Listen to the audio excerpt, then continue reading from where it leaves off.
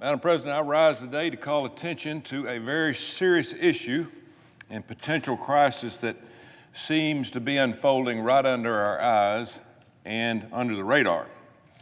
Right now, many communities across our country are facing a huge shortage of children's painkillers, like children's Tylenol, antibiotics, and amoxicillin.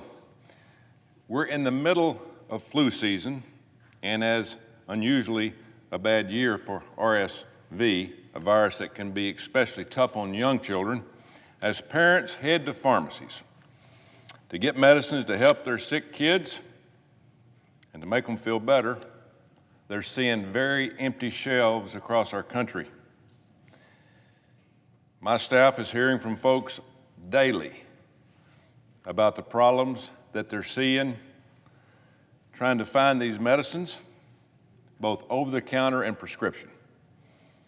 David, a pharmacist from Andalusia, Alabama, told me, quote, currently they cannot order multiple antibiotics commonly used for pediatric patients, including amoxicillin.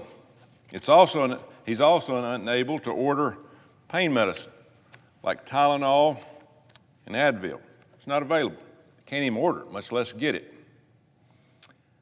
David was told by his wholesaler that the supply of medication simply does not exist as we speak.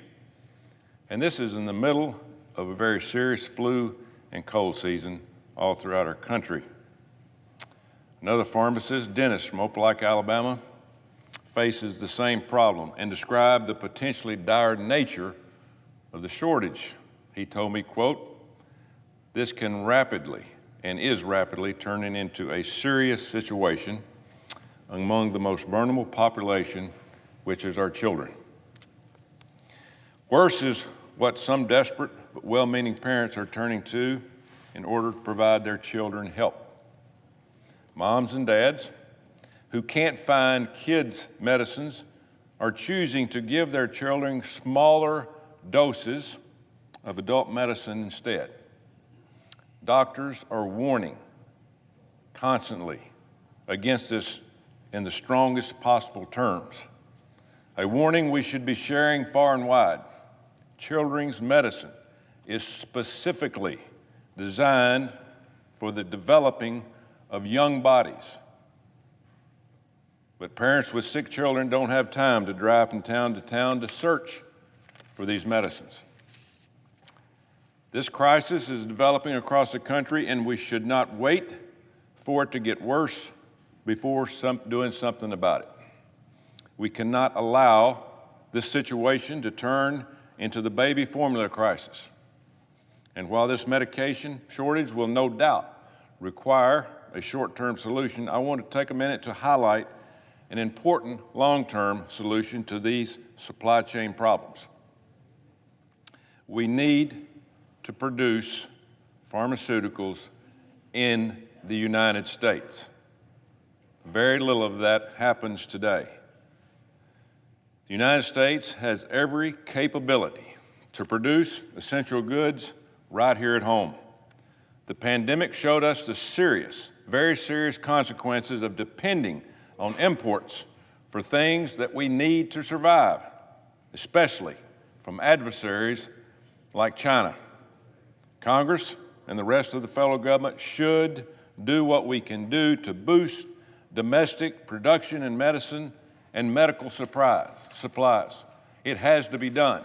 We can't wait. Along with essential goods like fuel and critical minerals, pharmaceuticals are vital to national security because we cannot allow our adversaries to hold their supply over our heads as a bargaining tool.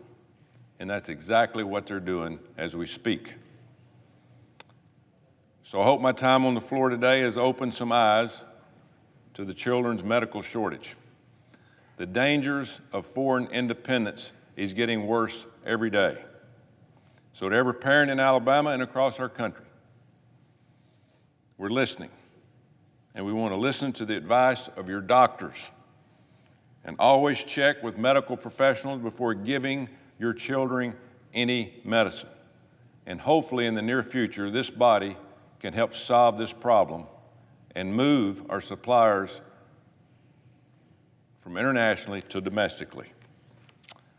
Madam President, I yield the floor.